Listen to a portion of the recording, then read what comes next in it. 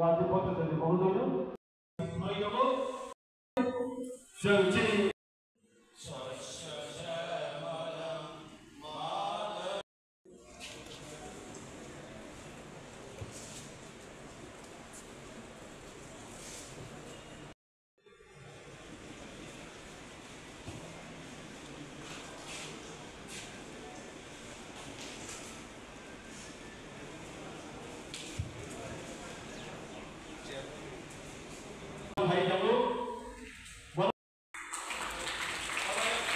महिला मोर्चा सभापति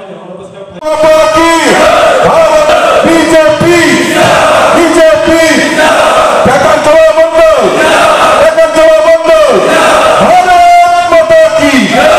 সবাইকে নমস্কার।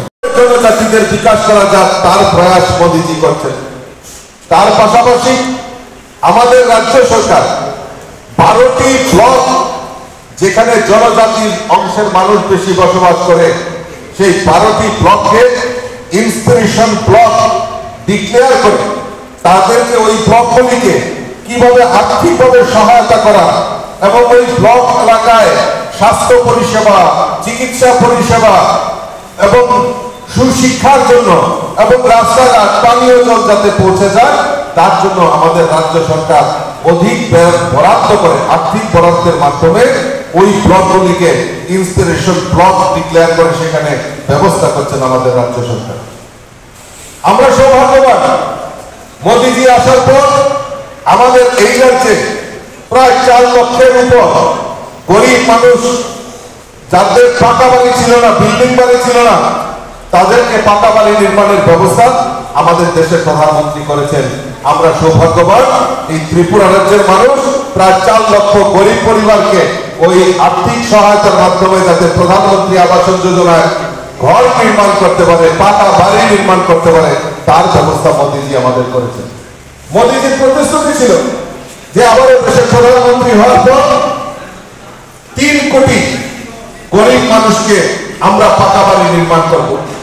আপনারা দেখেছেন যে মাননীয় প্রধানমন্ত্রী নরেন্দ্র মোদীজি শপথ নেওয়ার পর প্রথম যে ক্যাবিনেট বৈঠক হয়েছে, এই ক্যাবিনেট বৈঠকের সিদ্ধান্ত নিয়েছে যে সারা ভারতবর্ষে এই প্রধানমন্ত্রী আবাস যোজনায় আরো 3 কোটি মানুষকে পাকা বাড়ি নির্মাণের স্যাংশন আমাদের প্রধানমন্ত্রী করেছে।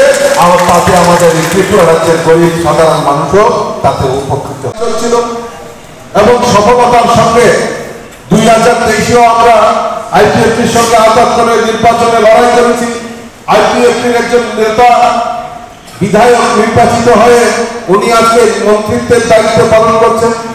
আর লোকসভা নির্বাচনের আগে আমাদের সঙ্গে ত্রিপুরা মাথা যে আঞ্চলিক দল, যে মহারাজা প্রদ্যোৎ কিশোর মানিক্য যেখানে লিড করে ওই দল ভারতীয় জনতা পার্টির সঙ্গে অ্যালায়েন্স করেছে এবং ত্রিপুরা মাথার 2 জন বিধায়ক আজকে মন্ত্রিত্ব আমাদের মন্ত্রিসভায় স্থান পেয়েছে। বন্ধুগণ, কাজেই এই জনজাতি বিকাশের জন্য ভারতীয় জনতা পার্টি, আইপিএফটি, ত্রিপুরা মাথা সবাই মিলিতভাবে প্রয়াসে এই রাজ্যের জনজাতি বিকাশের জন্য আমাদের সরকার কাজ করছে। আমরা সেই দৃষ্টিকোণ রেখে আমরা কাজ করছি জনজাতি বিকাশের জন্য। আমি আমার আলোচনা দীর্ঘায়িত করছি না। আমি আপনাদেরকে আবারও ধন্যবাদ জানাই, শুভেচ্ছা জানাই। যেভাবে অক্লান্ত পরিশ্রম করে আপনারা মোদীজিকে আবারও দেশের প্রধানমন্ত্রী আপনারা নির্মাণ করেছেন।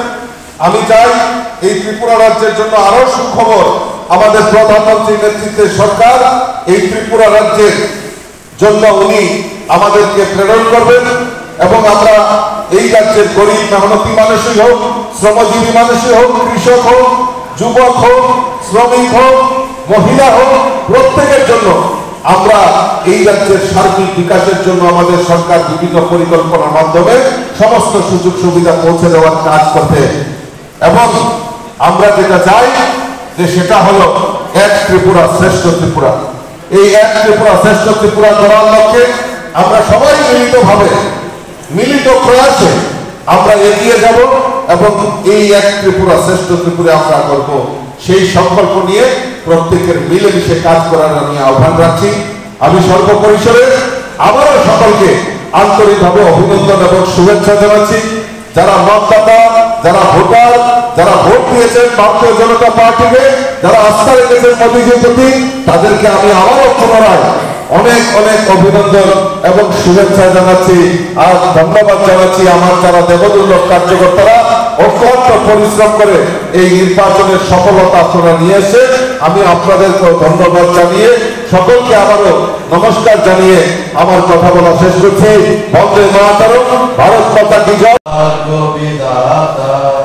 पंजाब सिंध गुजरात मराठा द्राविड़ उत्तर हिमाचल यमुना गंगा उच्चल जल वितरंग तब शुभ नामे जागे तब शुभ शिशु मागे गाहे तब जय गाथा गायक जय हे भारत भाग्य विधाता।